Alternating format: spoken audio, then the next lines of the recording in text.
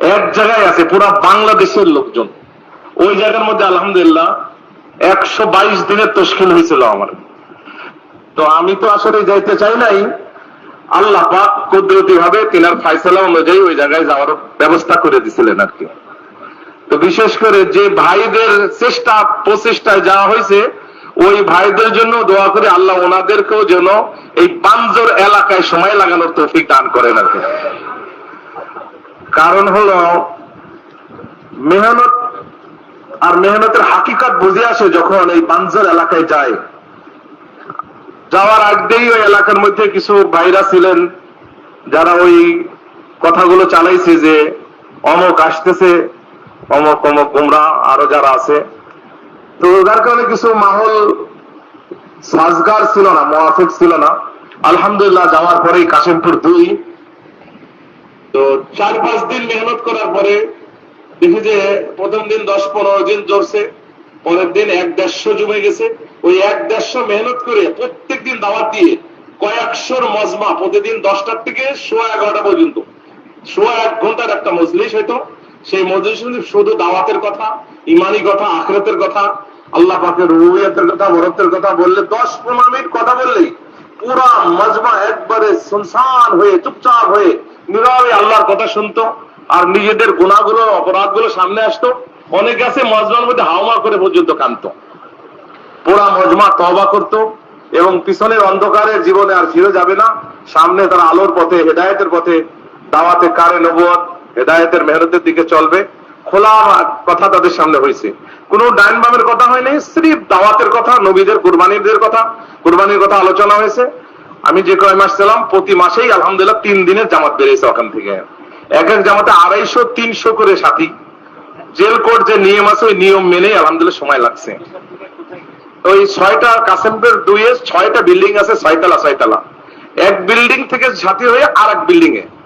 তো ওই জায়গায় গিয়ে যতটুকু সময় বাইরে থাকার অনুমতি আছে অতটুকু সময় আমরা ওখানে আলহামদুলিল্লাহ মেহনত করেছি। 3 দিনের জামাতে যত কাম হয় সবগুলো কাজই হয়েছে, কিন্তু মুক্তাসার আন্দাজে। হেদায়েতের কথা হয়েছে, দোয়া হয়েছে, মুসাফা হয়েছে, ওখানে গিয়ে মনজিল হয়েছে, তালিম হয়েছে, মাশারা হয়েছে, তাশকিল হয়েছে, সব কামই হয়েছে আলহামদুলিল্লাহ। 6 সিফাতের মুযাকারা হয়েছে, আবাদের মেহনত হয়েছে, উমুমি গাছ। এখন আলহামদুলিল্লাহ 6টা বিল্ডিং এই উমুমি গাছ তো চালু হয়েছে আল্লাহ পাকের মেহরবানিতে। প্রত্যেকটি ওয়ার্ডে তালিম শুরু হয়েছে। প্রত্যেকটি বিল্ডিং এর নিচে অবকাশ নামে একটা জায়গা আছে বসার জন্য, ওই জায়গার মধ্যে জোহর বাদ তালিম হয় এবং মশারা চালু হয়ে গেছে আল্লাহর মেহরবানিতে। আর নামাজ জোহর আর আসর নিচতলায় হয়, আর যখন লাকাব হয়ে যায় বন্ধ করে দেয়, তো যার যার ওয়ার্ডে নামাজ হয়।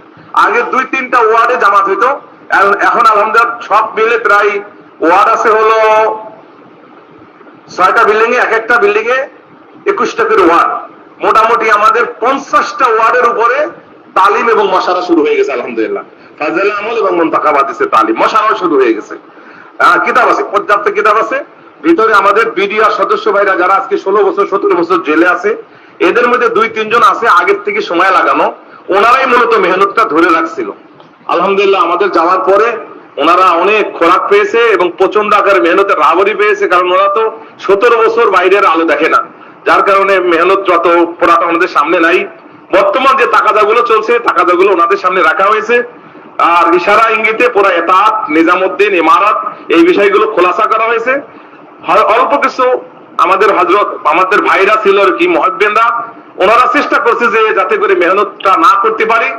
5-7 দিন মেহনত করার পরে ওই জায়গার মধ্যে সব থেকে বেশি বড় দাগি ধরনের আসামি এবং অপরাধী এরাই যখন আমাদের মজলিসে বসছে, কথা শুনছে, এই লোকগুলোই ওনাদেরকে বলা শুরু করছে, ভাই কেন আপনারা এই লোকটাকে কথা বলতে না করতেছেন? ওনার দ্বারাই শত শত না হাজারো মানুষ তাদের আলোর দিশা পেয়েছে এবং হেদায়েতের রাস্তা পেয়েছে। এমন ভাবে ওই হযরতরা চুপ হয়ে গেছে, পুরা 3 মাস আর কোনো কথা বলে নাই। শেষের দিকে এসে ওনারাও আলহামদুলিল্লাহ আমাদের মেহনতে জোড়া শুরু করে দিয়েছে আল্লাহ সহযোগিতা। দ্বিতীয় কোনো আওয়াজ ওখানে নাই, একটাই আওয়াজ ছিল মেহনতের আওয়াজ আল্লাহর মেহেরবানিতে। তো আমি তো আসলে চাইছিলাম না, কিন্তু আল্লাহ পাক চাইছিলেন আর কি। এই জন্য এই যে আমাদের সবগুজারের কমি, মসজিদ আর জামাত যে আসতেছে না, আমরা নিজেরাও আসতেছে না, এর বড় একটা কারণ আসলে নিজামুদ্দিনের কথা আমরা চালাচ্ছি না। গতকালকে নিজামুদ্দিনের কোন এক হযরত নিজেই বারবার ফোন দিচ্ছিলেন, কথা হলো, তো আমি অল্প করে এটাই সংক্ষিপ্ত আকারে শুনে এলাম। বলে এই যে হযরতের টাকা দেয় তো, এটা বানজার এলাকায় এক আমিরের অধীনে, আমি কিন্তু এক আমিরের অধীনেই ছিলাম, কারণ জেলখানায় একজন আমির আছে, ওই এক আমিরের অধীনে বাঞ্জার এলাকায় মোবাইল ছাড়া আমার 122 দিন পড়া হয়েছে আলহামদুলিল্লাহ। এই জন্য আমরাও আমাদের সবগুলোকে মজবুত খরচ বাড়ানো, মস্তরাত পুরুষের কাজ বাড়ানোর একটাই মাত্র আমাদের উপায়, সেগুলো হজরত যে টাকা এখন আমাদের উপর ঢালছে। এই জন্য এই মজমা পুরাটাই নিয়ত করি, আমার মহল্লার থেকে জামাত বানায় এক আমিরের অধীনে বাঞ্জার এলাকায় 4 মাস যখন লাগা আসবে, ওই লোকটা দিলের ভিতরে ফিকরে নবুয়ত আসবে, নবী আল্লাহ দরদ ও ব্যথা আসবে, উম্মতের যে ইনহিতাত, উম্মতের যে অধঃপতন, উম্মতের মধ্যে যে পছন্দ হচ্ছে, সমাজের মধ্যে যেই পরিমাণ অপরাধ, এই সব কিছুই সামনে আসবে যখন আমরা বাঞ্জার এলাকায় একটানা মোবাইল ছাড়া 4 মাস লাগাবো। নিয়ত করা যায় না ইনশাআল্লাহ? তাবলিগওয়ালা নিয়ত করেন না, এই সমস্ত আসলে নিয়ত করেন, আসলেই নিয়ত করেন। আমরা যারা আছি কিছুই ক্ষতি হবে না। মনে হয় যেন আসলে জেল তো আর আমি খাটি নেই, জেল আপনারা খাচ্ছেন, আমার জন্য কষ্ট করছেন, দোয়া করছেন, আমার পরিবার, আমার আত্মীয় স্বজন, আমার সাথীরা, আপনারা বেশি কষ্ট পেয়েছেন। ওয়াল্লাহি আমি জেলখানার মধ্যে কোনো কষ্টই অনুভব করিনি, আল্লাহর মেহেরবানি। ইব্রাহিম আলাইহিস সালাম যখন বেরিয়ে আসলো আগুন থেকে, নমরুদের জ্বালালো আগুন, তো জিজ্ঞেস করা হয়েছিল আপনি এই যে 6 মাস ধরে আগুন জ্বালাইছে, এই নমরুদের আগুনের মধ্যে কেমন আছিলেন? ইব্রাহিম আলাইহিস সালাম বলছিলেন যে একজন ফার্স্ট ক্লাস জান্নাতি, ফেরদাউসওয়ালা জান্নাতি, ওই জায়গায় যত শান্তিতে থাকে আল্লাহ আমাকে আগুনের মধ্যে ওই শান্তিতে রাখছিলেন। দাওয়াতের মেহনতের মধ্যে যে শান্তি আছে, আর সবাই পেরেশান, সবাই ওখানে পেরেশান। দাওয়াতের কথা বললে, ইমানি কথা বললে, আখিরাতের কথা আসলে, নবীদের কুরবানি, সাহাবাদের কুরবানি খুলে খুলে যখন আসে, এই লোকগুলো বলে আমাদের মনের মধ্যে পাহাড়ের মতো বোঝা ছিল, পাথর ছিল। 10 মিনিট আধা ঘন্টা কথা শোনার পরে বলে আমাদের মন একবারে পাতলা হয়ে গেছে।